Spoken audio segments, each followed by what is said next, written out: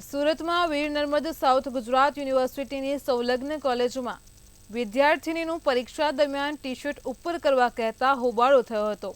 કોલેજમાં હાલ રેગ્યુલર તેમજ એટીકેટીની પરીક્ષાઓ ચાલી રહી છે અને જેમાં ગેરરીતિ કરતા વિદ્યાર્થીઓને પકડવા માટે સ્ક્વોડની ટીમ તૈયાર કરાઈ હતી।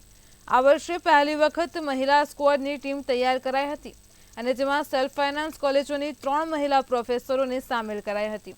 તો આ મહિલા સ્ક્વોડની ટીમ ગઈકાલે યોજાયેલી પરીક્ષામાં ચેકિંગ માટે કામરેજ અને ભરૂચ ખાતે ગઈ હતી। ત્યારે આ દરમિયાન એક વર્ગખંડમાં ચેકિંગ કરતી વખતે વિદ્યાર્થીનીઓને ટી શર્ટ ઉપર કરવા જણાવ્યું હતું। સમગ્ર વર્ગખંડની વચ્ચે આ રીતે ચેકિંગ કરાતા વિદ્યાર્થીનીઓ ક્ષોભજનક સ્થિતિમાં મુકાઈ ગઈ હતી। તો કોલેજોના સીસીટીવી ફૂટેજ સહિતના પુરાવા પણ માંગવામાં આવ્યા છે। સ્ક્વોડ દ્વારા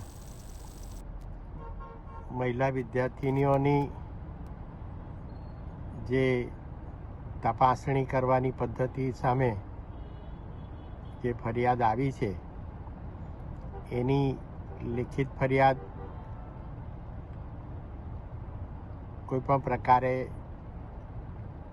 યુનિવર્સિટીને મળેલ નથી, પરંતુ ઓનલાઈન સ્ક્વોડ સાથે ખૂબ ટૂંક સમયમાં ચર્ચા કરીને સાચી માહિતી મેળવવાનો આદેશ પરીક્ષા વિભાગને કરી દેવામાં આવ્યો છે।